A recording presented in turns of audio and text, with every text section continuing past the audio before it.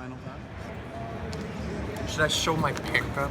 What? You're obsessed with showing pickups on... Okay, you got, what is it? All right, so Hold it up nice and close. I've been after this for a while. 3D Dot Game Heroes. It's like a 3D Zelda style, kind of like 8-bit-ish, but it's like more modern. They wanted 20. I really wanted to pay 15. They came back and said 17, and I was ready to walk. But Curtis here steps in, interferes in the deal, and says 16. Oh, you gotta sell it like you just sold it when we were talking about it 2 seconds ago. He's like, come on, how about 16? Let us feel like we won. And the guy's like, okay. And I was like, okay, fine. So thank you, Curtis, for pushing me over, because I've been wanting this for a while. I wasn't gonna let your stubbornness prevent you from getting this great game. Okay, well, here's the thing. I feel overall, and maybe you guys can weigh in on this, but I feel like it's getting harder and harder to like get deals. Considering it's the last day.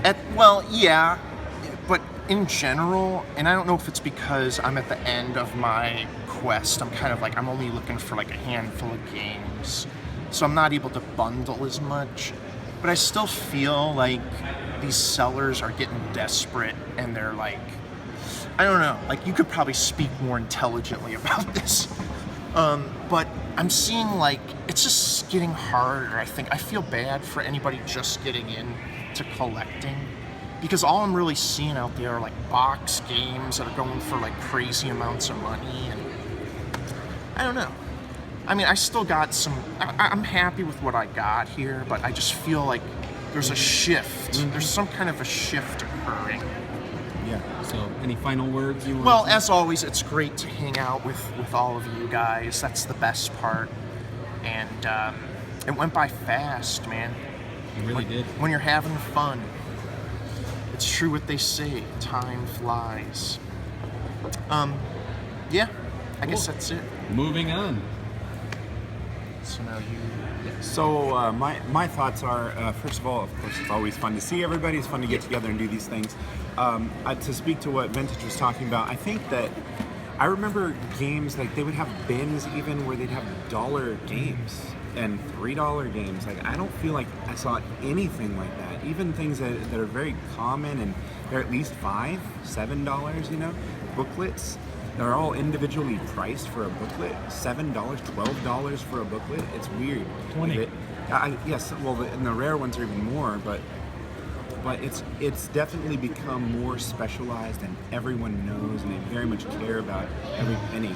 But I mean, still, when it comes to looking for games, there's nothing that beats one of these conventions, because generally you're going to find what you want to find.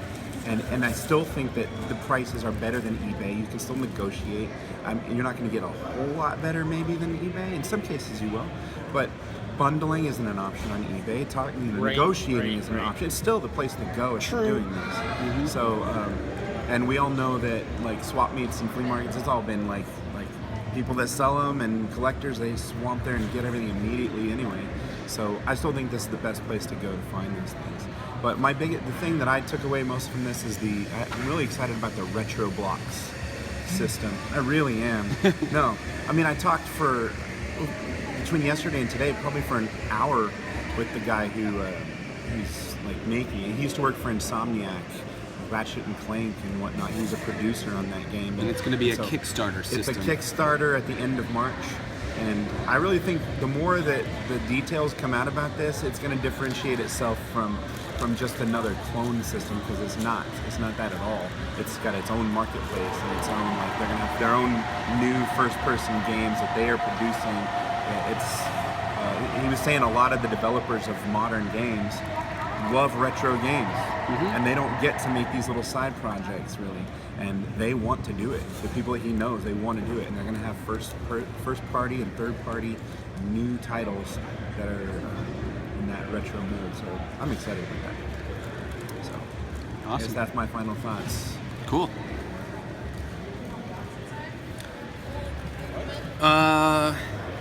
I'm going to echo your sentiment about, I feel like walking around on the floor, everybody brought their best stuff. Like there was none people went out of their way to like not have commons. It felt like, and as much as I appreciate that, and in one sense that is really good because you're just getting the fun games that everyone wants.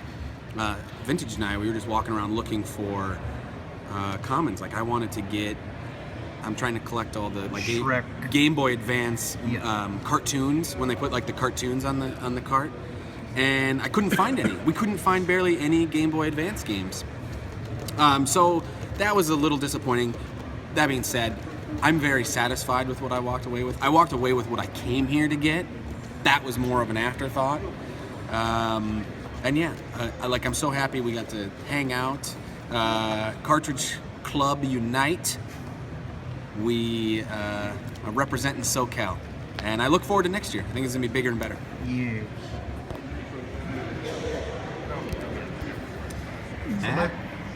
You've never been on camera yet. Yeah, I've never been. This Matt is Bandy? yeah. Matt So Bandy. I also thought the arcade was pretty good.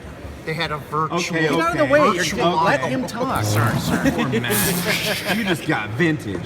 So my final thoughts were this is the third time I've been to the SoCal Retro Expo, and this is the best so far, size wise. But yeah, like the other guys said, new facility, but a lot of high end items that were way out of my price range, but still nonetheless fun to see.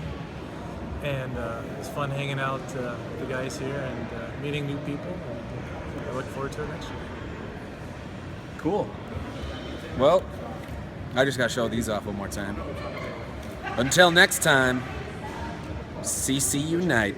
Golly, dang it.